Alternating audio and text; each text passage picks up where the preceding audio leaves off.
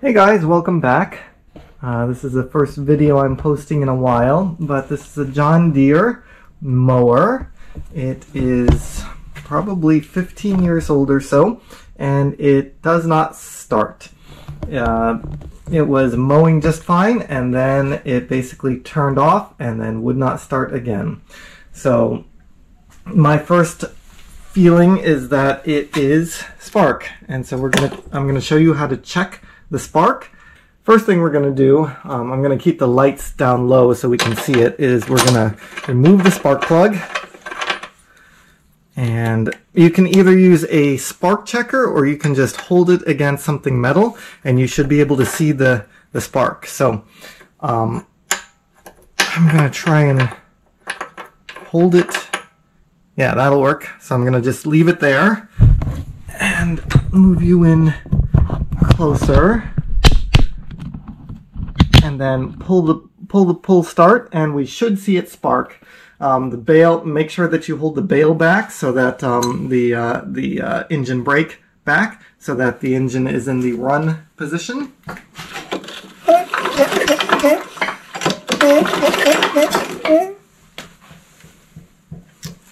I'm gonna try and pull it here. Yeah. So no spark. The next step would be to try it with a known good spark plug, so a new spark plug or a known good one. We'll try that and see what happens. All right, here we are. This, well, it looks nasty, but I know it's good. It sparks. So we're gonna plug this in and try it again. And this is the tool I was talking about. So this is a spark checker. So it's basically a light in here. You plug one side into the coil and the other side into, you can keep the spark plug in the cylinder head, and you put this in between, and if the coil is good, you can see it spark, or you can see the light light up. And again, it's basically doing the same thing as this right here. Let's try this. That should be sparking. It is not. Not sparking. Alright, let's dig into it. We got to get to the ignition coil, which is right around here. So we got to take all of this off.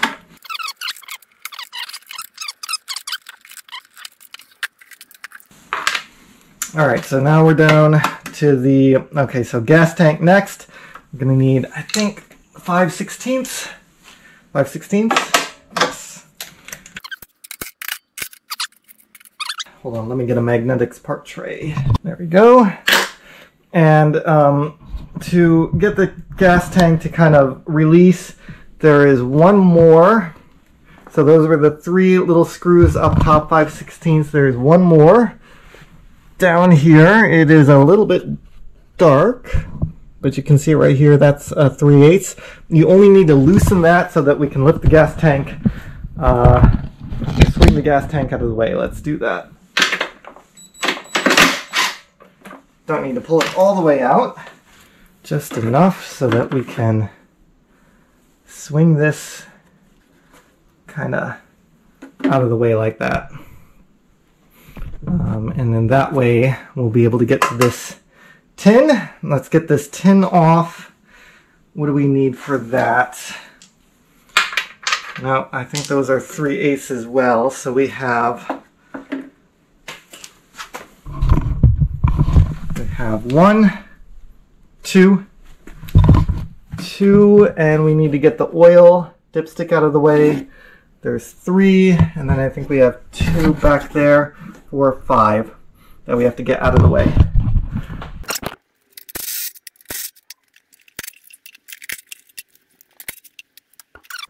Swing this out of the way like that, and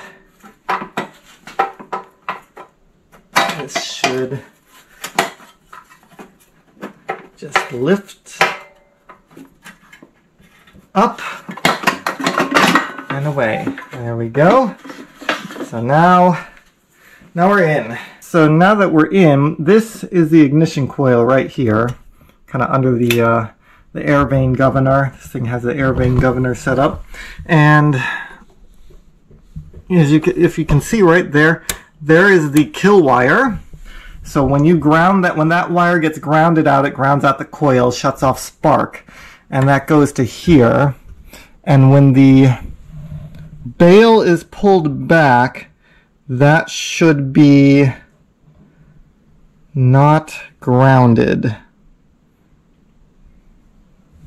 It's almost looking like it's touching.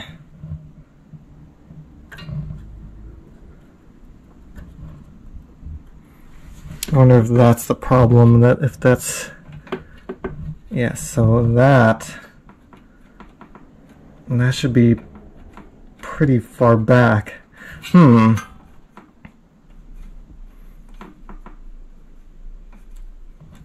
wonder if that's the problem. You can see the stop here, so that's the stop on it. I wonder if it's a cable adjustment that we need to make rather than a coil. So let me get a vice grip or something and pull that back and make sure that that's not actually our problem, because doesn't that look like it's touching in there? That looks like it's touching. Let me get a vice grips and pull that back. Alright, instead of a vice grips, I'm gonna just jam a piece of rubber glove in between there, and that should insulate it. Yeah, there we go.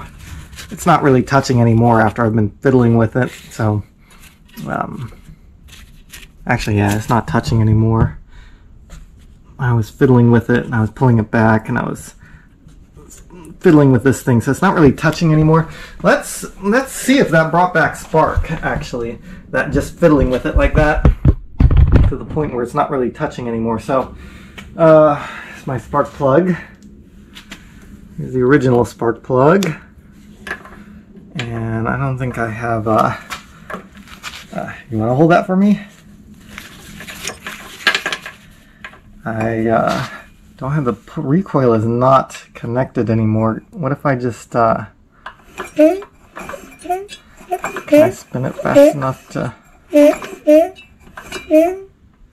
Let me get a drill and put it on the flywheel. Alright, let's see if this thing will spin it. 15/16. Oh, need battery. That might help. We got spark back.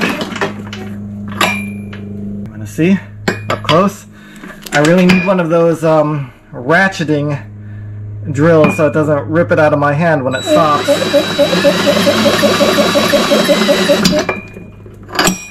Yep. Alright, so that was a problem. Coil is actually good.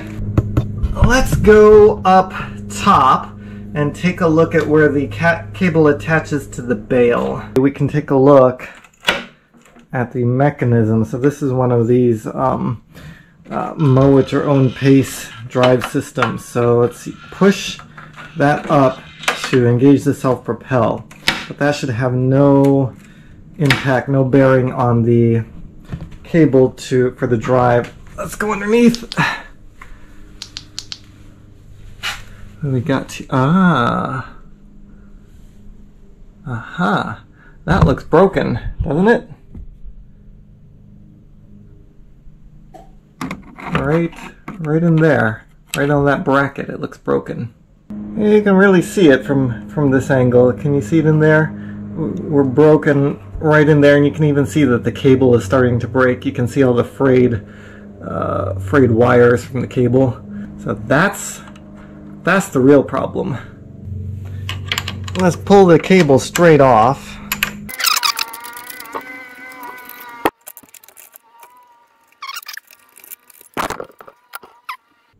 That just came. It's only holding on by a few strands.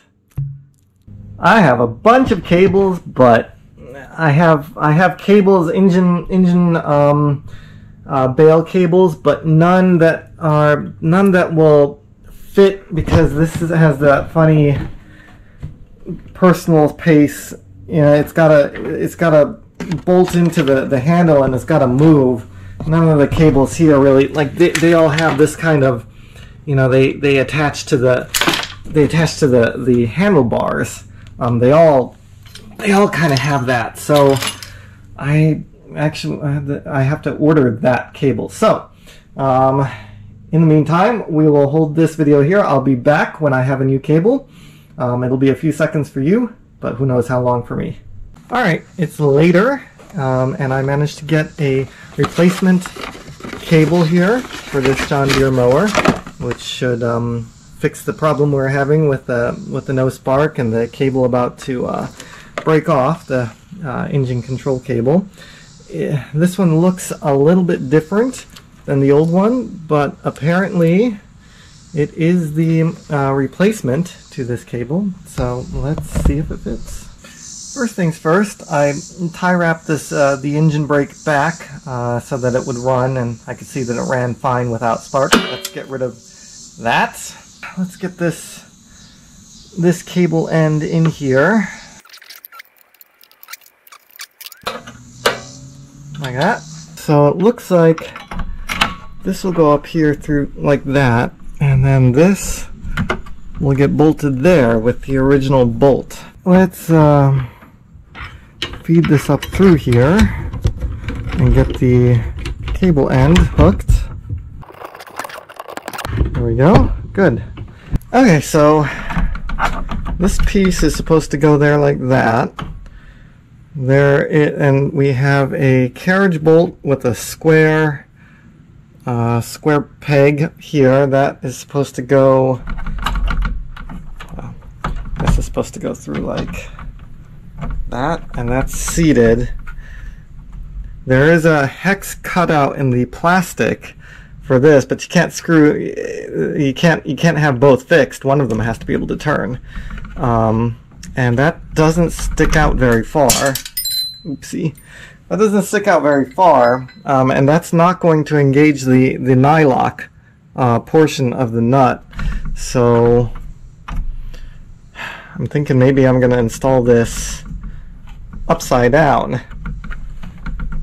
Yeah, let's see how that works. Before I bolt it down permanently, let's just thread this on a little bit and keep it in place, and then make sure that the engine brake works. That is that. Let's see if this engine control cable works. Yeah, that looks like it's gonna work.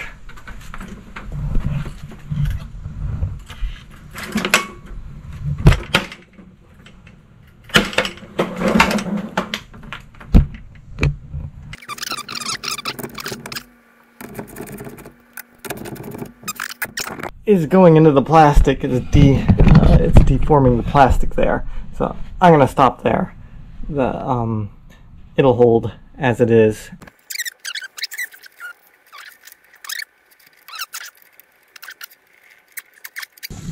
This is ethanol free. That ought to be enough. Should be enough.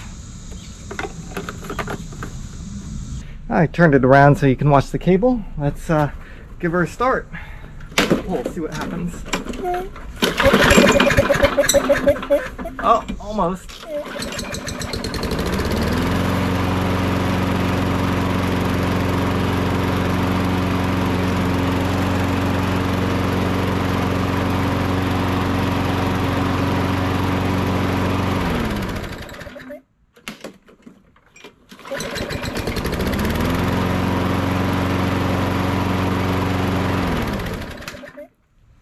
I call that a wrap.